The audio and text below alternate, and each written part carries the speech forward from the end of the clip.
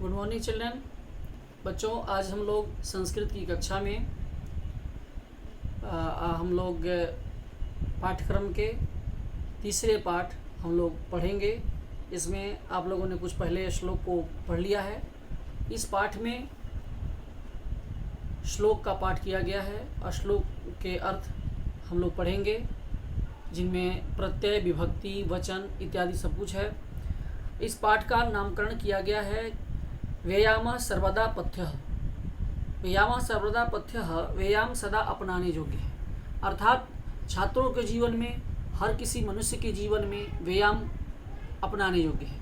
यदि व्यायाम को हम अपनाते हैं, अपने जीवन में उतारते हैं, एक अपने जीवन के रूटीन से जोड़ते हैं, तो व्यक्ति स्वस्थ रह सकता है। स्वस्थ रहने के लिए मनुष्य के, प्राणियों को स्वस्थ रहने के लिए व्यायाम बहुत आवश्यक है। तो व्यायाम से संबंधित ही इस पाठ में चर्चा हुई है, बताया गया है। और बच्चों, आपको भी व्यायाम आवश्यक है। जो कुछ भी आज के जो खाद्य पदार्थ हैं जिनमें विसंगतियां हैं, तो व्यायाम करने से वो सारे चीज़ सुपाच्य होते हैं और हमारा शरीर स्फूर्तियुक्त होता है। तो बच्चों, इस पाठ में आप लोगों ने 6 तक पढ़ लिया है, श्लोक 6 तक। 7वां हम लोग जो है पढ़ेंगे, व्यायामं कुर्वतो नित्यं विरुद्धमपि भोजनम विदग्धम व निर्दोषम परिपच्यते। तो बच्चों, इसका अन्वय है नित्यम व्यायामं कुर्वतः विरुद्धम अपि विदग्धम अविदग्धम व भोजनम निर्दोषम परिपच्यते।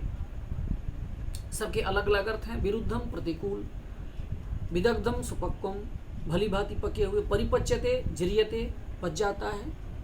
अर्थात ये कहता है, इसका भावार्थ है, पहले अन्वय हम देखते हैं कि नित्यम व्यायामं कुर्वतः विरुद्धम, माने जो व्यक्ति नित्य ही व्यायाम करता है, कोई भी व्यक्ति यदि नित्य व्यायाम करता है और वह स्वास्थ्य के अनुकूल, परिस्थिति के प्रतिकूल यदि भोजन करता है, तो चाहे पका हुआ फल या कच्चा हुआ फल या कच्चा भोजन करता है, जैसे भी प्रतिकूल विपरीत भोजन यदि करता है, फिर भी व्यायाम करने से वह भोजन सुपाच्य उसके लिए हो जाता है। बिना किसी दोष उत्पन्न किए वह भोजन आसानी से पच जाता है। ये श्लोक कहता है विदग्धम अविदग्धम व, विदग्धम माने पका हुआ या कच्चा भोजन, व निर्दोषम परिपच्यते, बिना किसी दोष का परिपच्यते पक जाता है।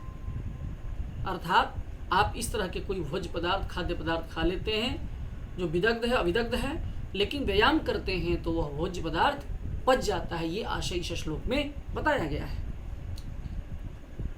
अब इसके बाद हम फिर आगे बढ़ते हैं। 8वां श्लोक, व्यायामो ही सदा पथ्यो, व्यायामो ही सदा पथ्यो बलिनाम स्निग्ध भोजनाम स च शीते वसंते च तेषां पथ्यतमः अस्मृतः। अब देखिए, सदा पथ्यः बलिनाम, बलिनाम बलशाली जनानां सदा पथ्यः व्यायामः। बलशाली व्यक्तियों के लिए व्यायाम सदा पथ्य है। केन प्रकारेण पथ्यते, ये पथ्य हितकरः अस्ति। अन्वय आप देखेंगे बच्चों, जैसे अन्वय इस कोई भी श्लोक के जो अन्वय होता है वह उसके अर्थों को बताता है। आपके एग्जाम में भी अन्वय आते हैं, आप अन्वय को पहले याद रखेंगे। जैसे इसका अन्वय हम कहते हैं कि बलिनाम स्निग्ध भोजनाम व व्यायाम ही सदा पथ्यः, बलिनाम स्निग्ध भोजनाम तेषां पथ्यः कृते शीते वसंते च पथ्यतमः स्मृतः। पथ्य माने अनुकूल, पथ्य का अर्थ होता है जो हमारे अनुकूल है, अनुकूल। उचितम बलिनाम बलशालीनाम शीते शीतर्तौ, शीतर्तौ माने शीत ऋतौ, शीत ऋतु में।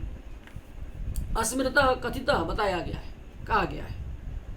ये कहता है कि बलिनाम स्निग्ध भोजनम माने बलशाली व्यक्ति, जो ताकतवर व्यक्ति हैं, वह व्यक्ति बिना कोई इस तरह का भोजन करते हैं, चिकना भोजन खाते हैं, लेकिन व्यायाम करते हैं, तो वह व्यायाम करने से उनका स्वास्थ्य अच्छा रहता है।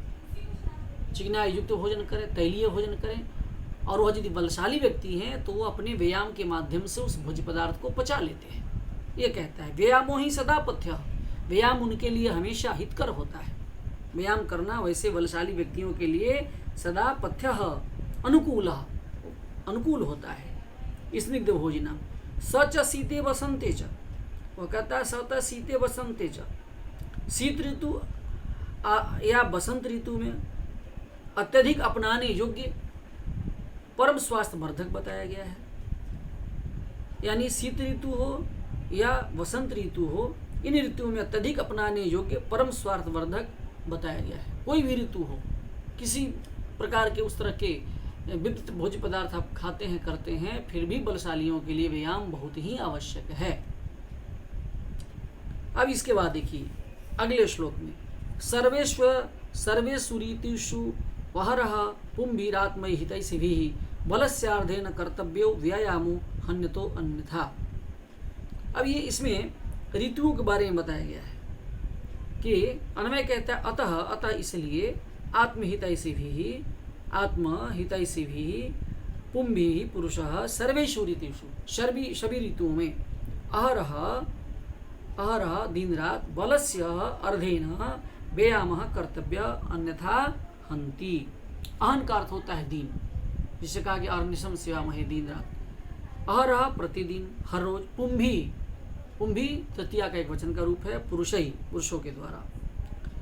एक और बलस्य अर्धेन कर्तव्यो व्यायामो हन्यतो था, ये कहता है कि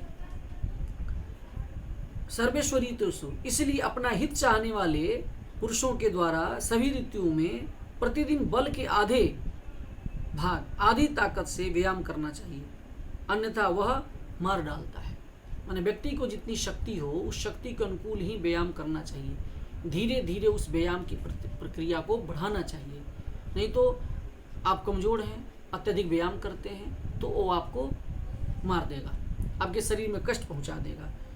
तो कहता है कि अपना हित चाहने वाले पुरुषों को सभी ऋतुओं में प्रतिदिन अपने बल के, अपने ताकत के आधे भाग के अनुसार ही व्यायाम करना चाहिए। सर्वेषु ऋतुषु, सभी ऋतुओं में पुरुषों के द्वारा, पुंभी पुरुषों के द्वारा, है ना। कर्तव्यो व्यायाम अन्यथा, अपना व्यायाम को कर्तव्य समझ के करना चाहिए, अन्यथा आप अत्यधिक करते हैं तो हन्यतो त्यतो अन्यथा, तो वो आपके लिए हानिकारक होता है। तो बच्चों, इसमें 2 और श्लोक हैं, हम लोग उसकी बात करेंगे, लेकिन सब मिला जुला करके इसमें ही बात स्पष्ट होती है कि व्यायाम सभी के लिए पथ्य है, अनुकूल है, करना चाहिए स्वस्थ रहने के लिए। इसमें जो भी जो विभक्ति वचन युक्त शब्द हैं उनको भी मैं आपको ये उसका फोटो में आपको भेज रहा हूँ, आप उसे देखेंगे। कोई भी शब्द में कौन सा प्रत्यय है, विभक्ति है, वचन है, उसके अर्थ क्या होंगे, आप इसको याद करेंगे। फिर प्रश्नोत्तर के बारे में मैं बताऊँगा। धन्यवाद।